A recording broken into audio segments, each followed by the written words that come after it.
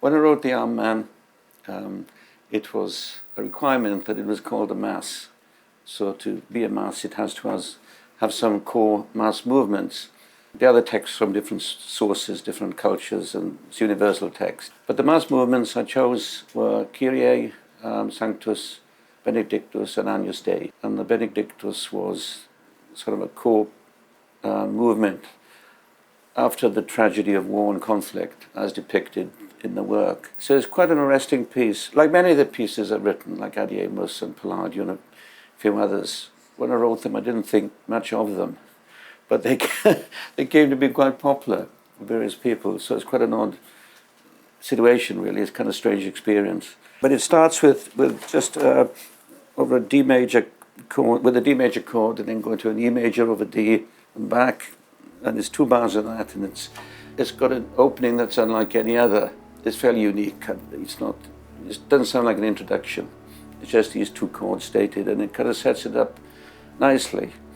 Now, I didn't believe the cello solo would cause so much anguish, because it's quite simple, but it's very high. And many have come unstuck playing it.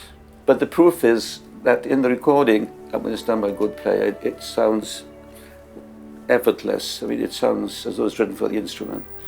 I did a concert once in Leicester where the cellist came up to me beforehand and he said, of course you mean this down the octave, don't you? He said. And I said, no, it's where it is. And I said, you can listen to the album. So the first statement of the theme is the cello.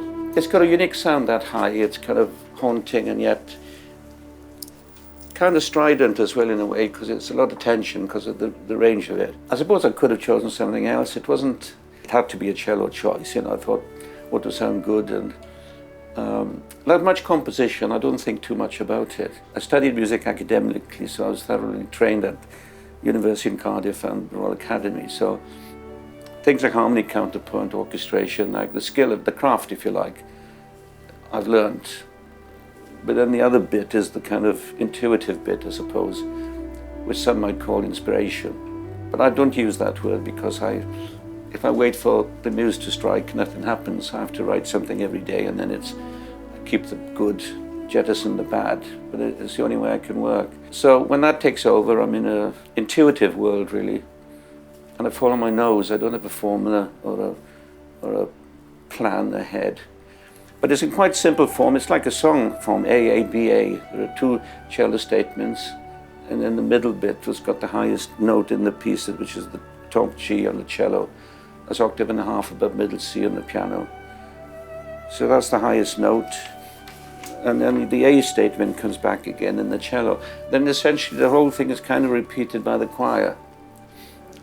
But where the middle bit came with the cello, with interjections from oboe, flute, and horn, that's when the really loud bit comes, with the Hosanna in excelsis, God in whatever. So first, the opening and the end is just strings, with cello in the first instance, and then choir and cello in the end section. The middle bit is very, very full, and that's the loudest bit in the whole piece, which is double F fortissimo. And that's where all the woodwind come in. There's triple woodwind, 3 flutes, 3 oboes, 3 clarinets, 3 bassoons, 4 horns. The score says there's various big drums. There's a bass drum, which is a conventional bass drum. I also wrote a daiko drum, if it's available, which is like a very deep, round Japanese drum. It's just going, bosh.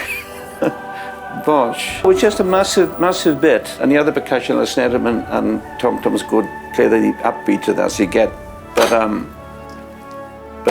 the soldo drum here doing the same thing, and that's a Brazilian drum, the drum they use in sambas, that they hang around their neck on a strap, and before them they play with mallets. And then the sereneness of the opening returns again. But it starts with an ascending line, just up a D major triad. And then it rises up and comes down again. So it's in thirds, beep bum bum. Sometimes things happen, it's just it's a simple tune, and I wouldn't have thought would have had such resonance, but it did.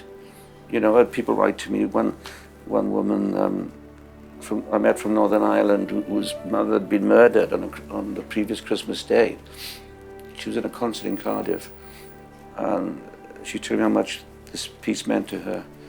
And another guy I spoke to on the phone a couple of months back he died the week after. He had terminal cancer.